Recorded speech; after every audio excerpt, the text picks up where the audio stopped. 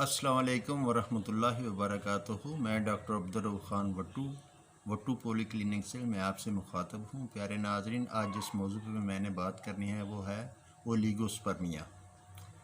Oligospermia के सबसे पहले आपको उसकी लोकेशन बताऊँगा, फिर उसके बाद causes according to science and medicine, और लास्ट पे आपको मैं अपना कम्बिनेशन बताऊँगा जो कि मैं रोज़मर्रा इस्तेमाल करने के बाद उसके रिज़ल्ट अच्छे मिलते हैं। और मैं आपसे ये वीडियो इसलिए शेयर कर रहा हूँ कि आप भी इससे मुस्तफ़ीद हो सकें। प्यारे नाज़रीन, जो मेरे लोग नया चैनल या वीडियो देख रहे हैं उनको चाहिए वो कुछ सब्सक्राइब कर लें और बेल आइकन के बटन को प्रेस कर लें ताकि हर आने वाले वीडियो आप तक पहुँच सके, और लाइक भी कर दिया करें, शेयर भी कर दिया करें। प्यारे नाज़रीन, ओलिगोस्पर्मिया का मतलब है कि लो क्वांटिटी स्पर्म होते ज़रूर हैं, लेकिन उनमें थोड़े से जो स्पर्म है कुछ स्लैगलिश होते हैं, कुछ डेड होते हैं, कुछ बहुत ज़्यादा वीक होते हैं, जिसकी वजह से प्रेगनेंसी नहीं होती। इसकी मेन रीज़न क्या है या इसका फंक्शन क्या है? हमारे पिट्यूटरी ग्लैंड जो है, पिट्यूटरी ग्लैंड, इससे हार्मोन जो है वो रिलीज़ होता है जिसको FSH हार्मोन्स कहते हैं, जो कि टेस्टिस पर बरास्ता खून के ज़रिए टेस्टिस पर वर्क करता है। टेस्टिस पर वर्क करने के बाद वहाँ पे टेस्टोस्टेरोन हार्मोन जो है उनको डेवलप करता है। टेस्टोस्टेरोन हार्मोन जो है वो स्पर्म जो है उनकी क्वांटिटी को बढ़ाता है। यही एक फंक्शन है। अगर पिट्यूटरी ग्लैंड डिसऑर्डर हो जाए, टेस्टोस्टेरोन हार्मोन जो है वो बढ़ने डिसऑर्डर हो जाए, तो फिर भी क्वांटिटी बहुत लो होगी। इसकी मेन काजेज जो हैं, वीडियो थोड़ी सी लंबी होगी लेकिन सुनना ज़रूर, क्योंकि मैं अपना पूरा जो 40 साल का एक्सपीरियंस है वो मैं आज शेयर करने लगा हूँ। इससे आपको रिज़ल्ट बहुत अच्छे मिलेंगे। सबसे पहले कि हमारी होम्योपैथिक में केस टेकिंग की जाती है कि आया इसका मेन रीज़न क्या है, किस वजह से हुआ है। तो इसलिए बाज़ केसेस मैंने ऐसे देखे हैं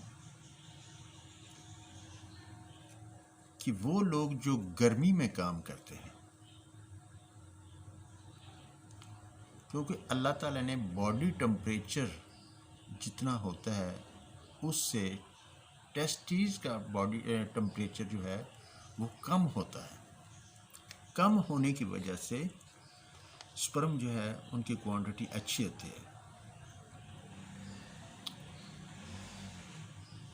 जो लोग गर्मी में काम करते हैं, गर्म जगह पर काम करते हैं, जहाँ पे ईंटें तैयार की जाती हैं भट्ठे पर, वहाँ पे काम करते हैं, लॉन्ग ड्राइविंग करते हैं जो कि 2-3 दिन तक चलता रहता है सिलसिला।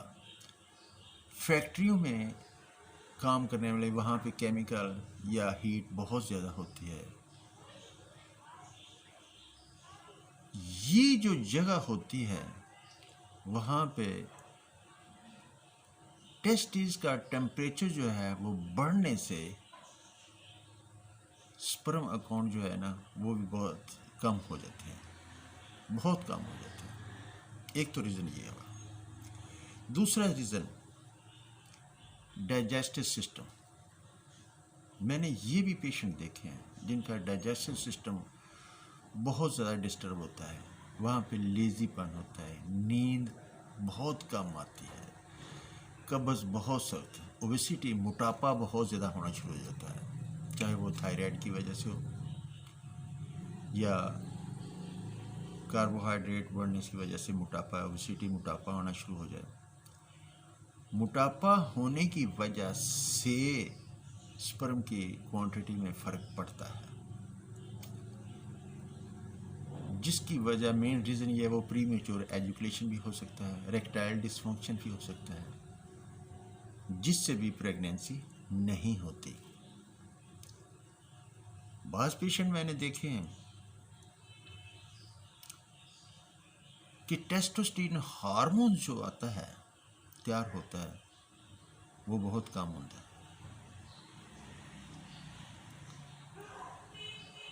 ये भी एक रीज़न है। बाज़ ऐसे पेशेंट हैं जो सिगरेट बहुत ज़्यादा पीते हैं, बहुत ज़्यादा पीते हैं। दिन में एक पैकेट में 20 सिगरेट होते हैं, 2-2, 3-3 डबियाँ चल देती हैं, उनके स्पर्म जो है क्वांटिटी बहुत स्लो हो जाती है। शराब पीने वाले, अफीम खाने वाले,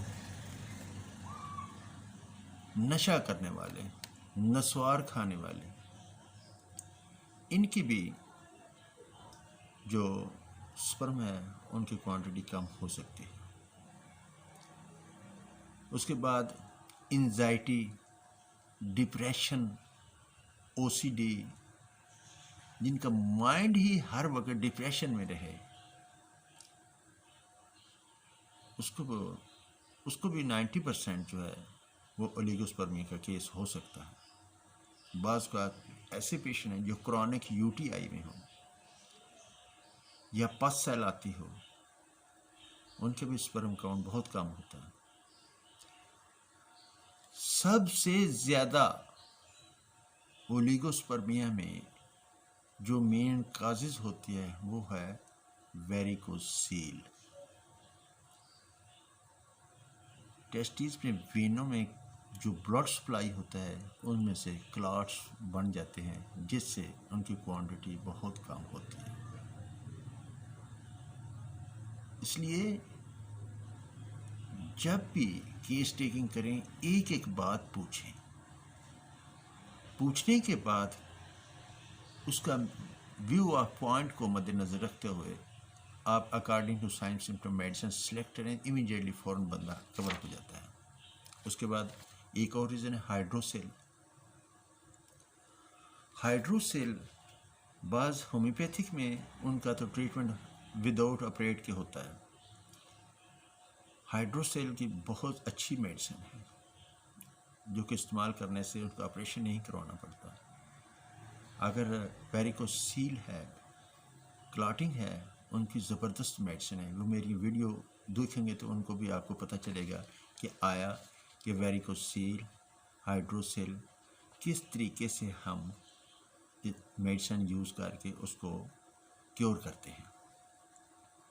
बाज़ बात ऐसा होता है कोई क्रॉनिक डिजीज़ हो, लीवर सिरोसिस हो, शुगर हो या किडनी का मसला हो या कोई ऐसी इन्फेक्शन जो कि टेस्टिस पर क्रॉनिक गोनोरिया टाइप सुजाकी मादे की वजह से वहाँ पे फिंसियाँ, जलन, खारिश, फंगल इन्फेक्शन या हीट का बहुत ज़्यादा हो जाना, ये भी इस क्वांटिटी को लो करती है, स्पर्म क्वांटिटी को लो करती है। बस ऐसे है कि एज से पहले उसकी प्रोस्टेट ग्लैंड्स लार्जमेंट हो जाती है, ये भी एक रीज़न है। बल्कि जितनी देर तक आप इसकी केस टेकिंग अच्छे तरीके से नहीं करेंगे, उसके रीज़न का आपको पता नहीं चलेगा, तो मेरा ख्याल है कि आपका केस कभी क्लियर नहीं हो सकता। जितनी सिम्टम मैंने आपको बता चुका हूँ, इनमें से पूछने से किसी जगह पर आपको इंडिकेट इशारा ज़रूर मिलेगा, चोट लगी थी टेस्टिस पर, या एपिडाइडाइमस में ना कि अल्ट्रासाउंड से पता चलता है कि वहाँ पे कोई ब्लॉकेज तो नहीं है। इन सब को मद्देनज़र रखना होता है प्यारे नाज़रीन। तो जो लोग मेरी वीडियो देख रहे हैं, अगर मुझसे रब्ता करना चाहें तो मेरा स्क्रीन पे व्हाट्सअप नंबर भी है और इनबॉक्स पे मुझे आप मैसेज भी कर सकते हैं। जितना हो सका मैं आपको ज़रूर आगाह करूँगा इंशाअल्लाह।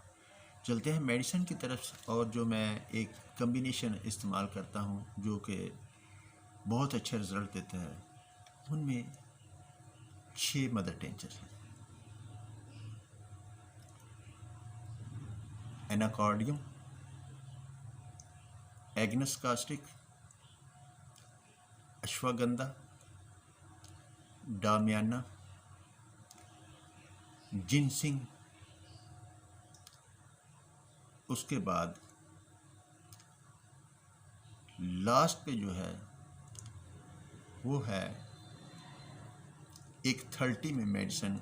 ये जो 5 मदर टिंचर हैं, ये तो आपने इनका कम्बिनेशन बना लेना है, सबको मिक्स कर लेना है। इसके 20 कतरे सुबह, 20 दोपहर और 20 शाम को 1 कप पानी में मिलाकर निहार मुँह इस्तेमाल करना है। उसके बाद बूफो राना, ये 30 में 2 कतरे ज़ुबान पर सुबह, 2 दोपहर और 2 शाम को इस्तेमाल करें। 1 महीने, जस्ट 1 मंथ, 1 महीने के बाद आप उसकी रिपोर्ट दोबारा कराएं तो आपको पता चलेगा कि इसकी क्वांटिटी में कितना इजाफा, इंक्रीज़ कितने हुए हैं।